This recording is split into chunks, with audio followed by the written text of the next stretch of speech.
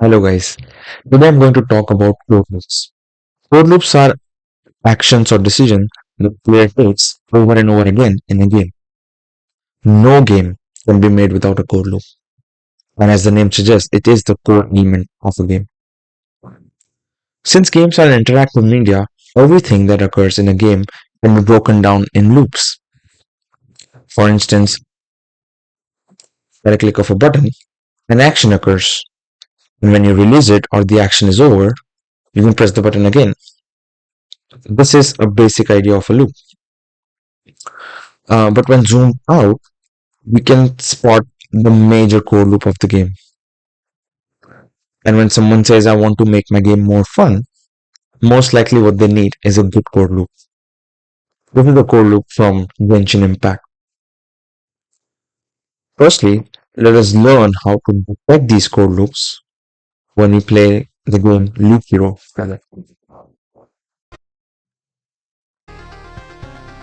Just a disclaimer, I have played this game before, but I'm going to continue this from where I've left off.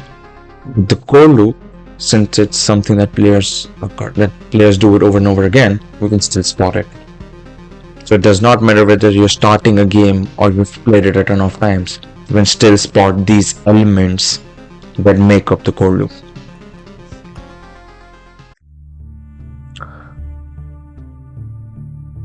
So I have a lot of options and I am what looks like a village or something. Let's go with expedition. I can already see that I need to start the game with sure, but I can pick the cards that I want to play with. I'm just gonna continue with the basic character.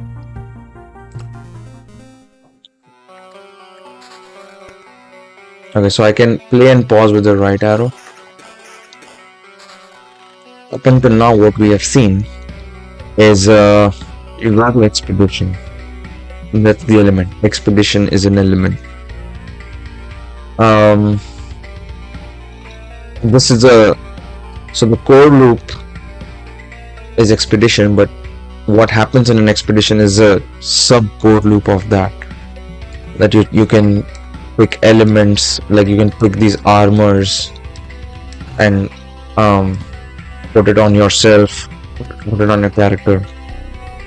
The game idea is there's a loop and the player goes around the loop defeating enemies, and you as a god or the character with supernatural abilities will get rewards from all of these encounters, which will be displayed on the right, and these would be the armor, ring, swords. Like you'll get your arsenal, improved arsenal, which you can swap and switch around to make it better, to make the player win more battles. Along with that, you also get a lot of cards. These cards will be placed in the scene, like around the level, and each card will have its own effect, which can be seen on the bottom right. Sorry, it's kind of scroll, but you can I think you can totally read what the current stats are. So this is a game where it's a very systematic game where you're managing the players' numbers of attack and defense to have a better shot at winning or surviving the longest. I'm just gonna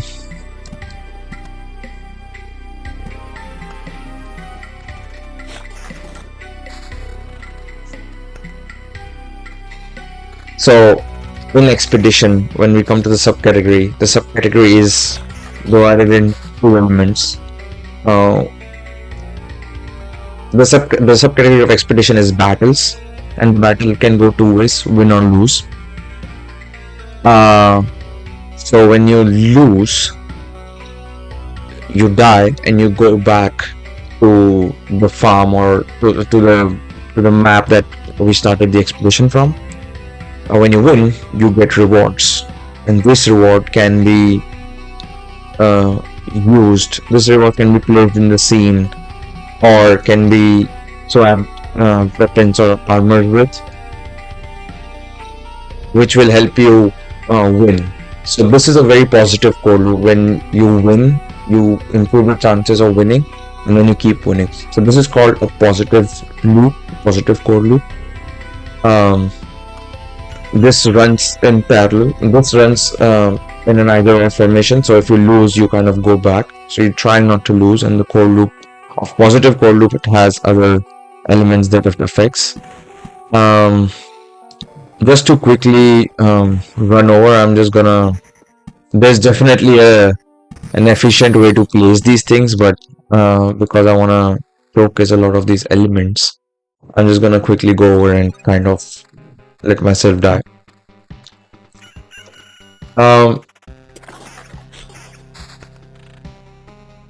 And if we further sub loop it from expedition, like what each loop occurs, so that comes into a lot of like system design, like what the systems do. So this is a bonfire over here. Whenever the player crosses the bonfire, the loop kind of gets harder to beat, and you also get these additional rewards that can be used between sessions. So all these weapons and these cards that improve your chances of winning the game really stay in this one session. So when you die, all of this is out of the window, right? So why would a player come back to play it when whatever you achieve is gone, right? So you get these smaller, it's not smaller, you get these different types of rewards that stays between sessions. And when you get these, you can use them to build, supply, craft these elements in the village. So this creates a bigger than the loop expedition of you are winning when you're when you're doing the expedition. You win. You get these resources that stay between sessions. With those resources, you go in and you build, right? And I'm gonna show you what build does in the village and why is it important part of the game. That is like the second 1/4 of the game. The major chunk that the players play in this is the decision making of what items to put on. So, like each item has a different number, like a statistic value to it. So which item to equip, which cards to place, how to place them. So this all comes under the expedition part, the core loop of the expedition. An expedition is the major part of the game. So when you're making a game such as this, you want to make sure that this is the fun part, the part that is most on the screen. Is fun, is interesting to play with, and the choices and everything that the player has in this is beneficial, influential. Yeah, I totally see 48, 32. I'm about to die. Probably the next encounter would be the last, and it is. So when you die, even though this game has a lot of text, it's very simple to understand. A lot of systematic games have to explain a lot of deep concepts of how each element affects every other element. But in this, it's they pretty much went with like the intuition and the player's expectations. So I will only keep 30%. So this is what I get from the top right, and all of this is lost. When I retreat, I get these elements. I have this arsenal of elements on the right, and each can be read on the top right. And when I build, you can see I can build one of these elements, one of these things, like a river, library, and each of these elements can influence a lot of what cards do I get. So like the river unlocks the river card, and when you loop back again to expedition, over the cards, you can have like you will have a river card over here. For instance, when I go to build and let me see what I have built that unlocked the card for me. I think farm. Okay, yeah. So smelter unlocked the storm temple card, and when I go to expedition, you can see the storm temple card that I have in my deck, in my rotation of the deck. So yeah, so you can build it. You can supply with all the elements that I can get. You can craft uh, with these different pixelated colored orbs and encyclopedia. So core loop is what the player sees. So expedition takes the 75% of the core loop in my opinion, where winning gives you more rewards, and rewards you want to choose. The decision is equip or not equip, or place or not place. And when that is done, the loop continues unless you beat the boss or you lose. So if you beat the boss, you get a major reward, but you still are in the same loop. But if you lose, you come back to this farm trying to build something and improve your chances of winning the next time you play it.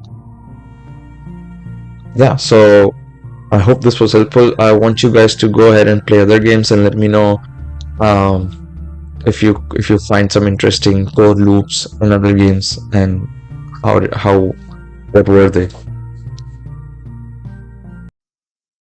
Now, as I mentioned, when making a game and somebody says that I want to make the game more fun, so most often than not, the core loop needs a lot of tweaking on making it interesting or engaging. So let us understand what a good core loop is. It is very difficult to pinpoint what a good core loop is. However, the good metric to start off is if you enjoy the game in the first place and the interactions within it. When you do, you then put it out in front of other players and get the feedback from them. And here are some of the characteristics of a good core loop. A good core loop is a tight net that is all the elements are close to each other and make sense jumping from one to another. And it can be different from other games. It's just that the player expectations needs to suffice and it should make sense. A good core loop has a smooth transition. So even in the loop hero game that we played, whenever you died, you got an information and you're back into the build zone. And as soon as you click expedition, you're back into the start zone. Transitions between them should be smooth. And if they are not, and there can be various reasons if they are not, and if they're not, that should be a part of the core loop. For instance, if I have to say a game like Fallout, and if I have to open the inventory in the Fallout game, so if I press an I, can open it, which is fair. But if I put in another element that player can only access inventory from a portal or a boot in the game, so that becomes part of the core loop that player has to go.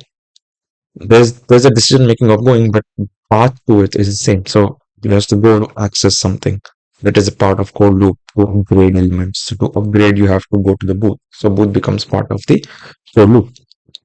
And lastly, a good core loop covers all the elements. Let me just put myself aside. So the good core loop covers all the elements. So even when I said that the booth, uh, in that example scenario, there needs to be a part where um, there needs to be a part before upgrade or before any other inventory and crafting. Like even in this scenario of Clash Royale, waiting is part of the loop, right? Or you definitely can avoid waiting with gems and everything else. So that is an additional system that attaches and like quickens the timeline. But waiting is part of the core loop. I hope this was helpful. Let me know if there's anything else that you have questions with core loop, and I'll try my best to answer them. Thank you.